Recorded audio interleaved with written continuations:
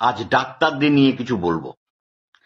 তো আমাদের সমাজে এমন কিছু ডাক্তার আছেন যারা নিজের অজান্তেই মিরাকেল ঘটিয়ে যাচ্ছেন প্রতি মুহূর্তে।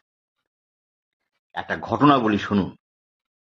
তো এক বয়স্ক দাদু চেম্বারে গিয়ে ডাক্তারকে বললেন যে, বাবা, আমার 4-5 দিন ধরে পায়খানা হচ্ছে না, কষে গেছে, কিছু একটা করো। শুনে ডাক্তারবাবু সেকেন্ডের মধ্যে একটা প্রেসক্রিপশন করে দিলেন আর বললেন যে, যান, ওই পাশের দোকান থেকে ওষুধগুলো নিয়ে নেবেন। আর শুনুন, ওই দোকানই নেবেন, কারণ এইসব ওষুধ ওই দোকান ছাড়া আপনি কোথাও পাবেন না।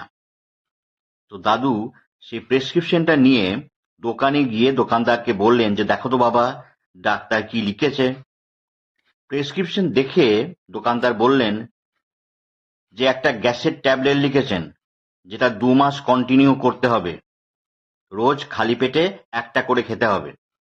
একটা ডাইজেস্টিভ লিকুইড লিখেছেন, ওটা 2 বার করে খাবেন, 2 চামচ দুপুরে আর রাত্রে খাওয়ার পর। একটা ল্যাকটুলুজ সিরাপ লিখেছেন, যাতে আপনার পায়খানাটা নরম হয়। একটা সাপোজিটরি লিখেছেন, যদি আপনার পায়খানা খুব কষে যায় তাহলে সেটা আপনার পেছনে ঢোকাতে হবে। আর একটা ওয়েনমেন্ট লিখেছেন, যদি চাপ দিয়ে পায়খানা করতে গিয়ে আপনার পায়খানা দ্বার ফেটে যায় তাহলে সেখানে লাগাবেন। আর এই যে আপনার 4-5 দিন ধরে পায়খানা হচ্ছে না, কেন হচ্ছে না সেটা তো আর বাইরে থেকে বোঝা যাবে না, সেই জন্য একটা ইউএসজি করতে বলেছে, আর ওই 2-1টা ব্লাড টেস্ট। শুনে দাদু বললেন যে, কত পড়বে বাবা? দোকানদার হিসাব করে বললেন, ও মোটামুটি 4,500 থেকে 5,000।